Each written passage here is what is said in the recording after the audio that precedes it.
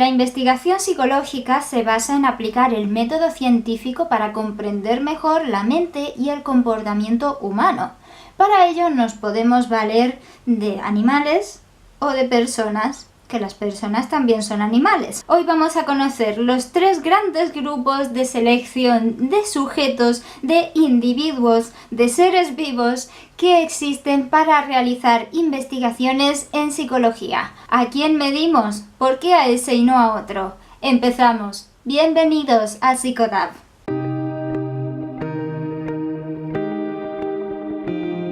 Para estudiar el comportamiento o el funcionamiento de la mente humana se utiliza el método científico. Esto coloca a la psicología en una ciencia, pues según el paradigma actual, todo lo que sea ciencia debe ser averiguado, debe ser estudiado a través del método científico.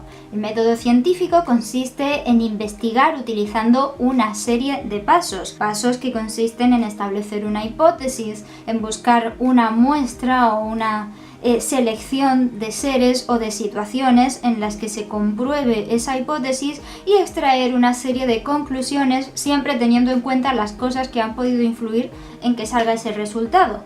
Por ejemplo, si queremos averiguar si todos los gatos son pardos, tenemos que seleccionar una serie de gatos y luego tenemos que comprobar que efectivamente son pardos, pero siempre teniendo en cuenta que no haya nada que nos haga creer que son pardos cuando en realidad no lo sean, porque si los vemos a todos de noche y vemos que todos son pardos, nuestra hipótesis estaría comprobada.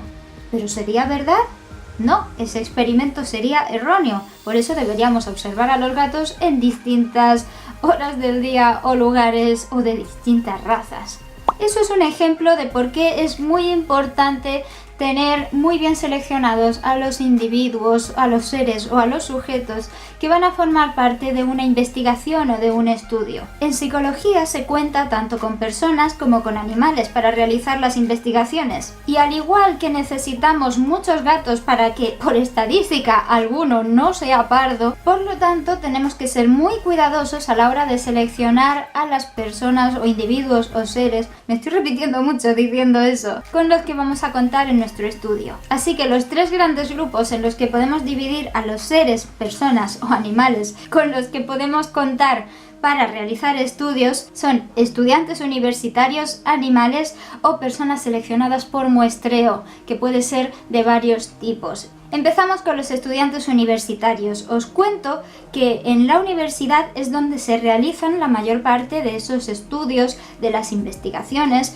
porque es donde están los profesores, es donde están la mayoría de investigadores, es donde es más fácil trabajar. Y también pues hay una muestra de población general, una cantidad enorme de personas que están entrando y saliendo de la universidad a lo largo del tiempo, y esos son los estudiantes universitarios.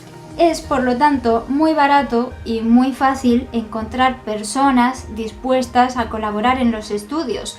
Si tú eres estudiante universitario, por lo menos en España, puedes participar como sujeto de experimentos para que hagan una serie de pruebas contigo. Normalmente son pruebas que pueden afectar a cualquier población general. Si fueran pruebas para personas que tienen problemas de sueño, pues no te seleccionarían a ti. Si tú no tienes, buscarían a personas con problemas, ¿de acuerdo?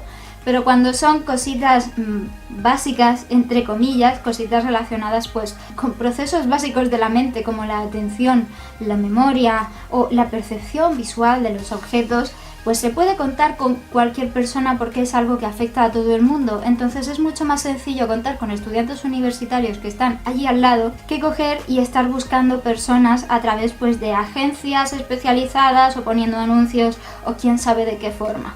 Básicamente, cuando tú eres alumno de la universidad, tienes una serie de horas que cubren una asignatura. Vamos a suponer que eres alumno de la universidad y tienes una asignatura que te cubre 10 créditos. Cada crédito cuenta como 25 horas de estudio de esa asignatura. Ese estudio cubre tanto ir a clase como hacer trabajos en casa, como estudiar en casa, como hacer prácticas con tu profesor, como trabajos en grupo, etc. Por lo tanto, si tú a esos 10 créditos los multiplicas por las 25 horas que es cada crédito, tienes un total de 250 horas. ¿Qué sucede con esas 250 horas? Que a lo mejor has cubierto 60 yendo a clase y las otras la deberías cubrir pues ahí trabajando, ¿no? Haciendo cosas en casa. Y eso es mucho tiempo, mucho. ¿Qué pasa? Que a ti te pueden subir décimas en tu nota final o pueden quitarte parte de esos créditos a cambio de colaborar con la psicología. Estar colaborando con un experimento implica automáticamente que estás aprendiendo sobre investigación psicológica. Por lo tanto, eso se considera también como tiempo de trabajo de cualquier asignatura y te reduce el tiempo de la asignatura. ¿Qué sucede? Que cuando uno se entera de que le van a dar 20, 30 euros, de que le van a dar un crédito, de que le van a subir una décima o dos en la nota final de una asignatura, que eso puede suponer la diferencia entre un suspenso y un aprobado, o entre un notable y un sobresaliente, pues se tira de cabeza. Y eso es lo que pasa, hay muchísimos alumnos que están presentándose para hacer las pruebas y además con la garantía, o casi garantía, de que están haciéndolas con interés, porque se ve en los resultados cuando las personas están tomando interés en participar en la prueba o no. Así que es una de las formas más populares para conseguir personas con las que hacer estudios psicológicos. El segundo gran grupo de seres, personas, individuos, animales con el que se cuenta para realizar investigaciones científicas es efectivamente el de los animales. A la psicología también se le ha denominado la ciencia de la rata blanca. Señores, aquí es donde yo, como alumna, aprendí que las ratas no son algo malo, que son bonitas y que además son listas y que son muy útiles. Básicamente hay animales cuya estructura cerebral es similar o lo suficientemente similar a la nuestra como para hacer experimentos con ellos de que de otra forma no se podrían realizar en humanos. Algunos es por implicaciones éticas, por ejemplo, para comprobar cómo reacciona el cerebro, un punto concreto del cerebro ante un determinado estímulo, pues no se puede abrir la cabeza de una persona y coger y empezar a pincharle. No se puede, no es ético, no es correcto. Es menos dañino y puede aportar mucho a la ciencia hacerlo con un animal que además vaya a sufrir poco o que directamente no se vaya a enterar de nada, que de hecho es lo que suele pasar. El animal realmente no sufre prácticamente nunca, sobre todo en la psicología actual. Antes, que yo sepa, ahora mismo no sufren. Antes esto no era así. Antes ya había ciertos maltratos con la experimentación animal, pero ya no. Entonces puedes tener a una rata, puedes tener a un ratón, puedes tener a un chimpancé, a un mono. Gatos también se utilizan muchísimo porque son muy hábiles a la hora de encontrar respuestas con comportamientos para salir de situaciones con problemas. Problema tipo, quiero comer y aprendo que si le doy a un botoncito va a caer comida, ¿vale? No son problemas de vida o muerte. Entonces es fácil inferir, es fácil llegar a la conclusión de que si un animal en condiciones similares con un cerebro similar al nuestro puede hacer esta respuesta por esta razón, en los humanos también puede darse ese caso, pero nos ahorramos el mal trago de probarlo en humanos. Aquí, por supuesto, pues prima la diferencia entre animales y personas. Para saber cómo funciona una parte del cerebro, a una persona no se le puede extraer esa parte del cerebro. A un animal que no va a sufrir, cuya vida va a ser incluso mejor de la que tendría si estuviera en libertad en muchas ocasiones, pues sí se permite hacer un pequeño corte cerebral para comprobar si su comportamiento cambia, siempre y cuando el animal, pues eso, no se le esté haciendo daño, no se le esté dando un comportamiento antiético. Pero bueno, esto es algo sobre lo que se puede debatir mucho. Hay muchísima gente que considera que esto está fatal y que directamente si no sabemos ciertas cosas no hay por qué utilizar un animal para averiguarlas. Ya se averiguarán. Hay otra gente pues que dice no, ni animal ni humano, y hay gente que dice pues claro que hay que utilizar animales. Si el animal está menos evolucionado y ante un animal y una persona siempre gana una persona. X. Y el tercer grupo por el que se seleccionan individuos para realizar una investigación psicológica es el muestreo. ¿Qué es el muestreo? Es esa selección que se hace de personas, también puede ser de animales, ¿de acuerdo? Incluso de objetos, de cualquier cosa, que son representativas de toda la población o de todos los elementos que comparten sus características. Un muestreo de personas con las características mujer, español mayor de 15 años, pues es una cantidad de personas que cumplen las tres características. Se cogen a esa cantidad de personas, vamos a poner, por decir un número, 60.000. En esas 60.000 mujeres mayores de 15 años y españolas se hace un estudio.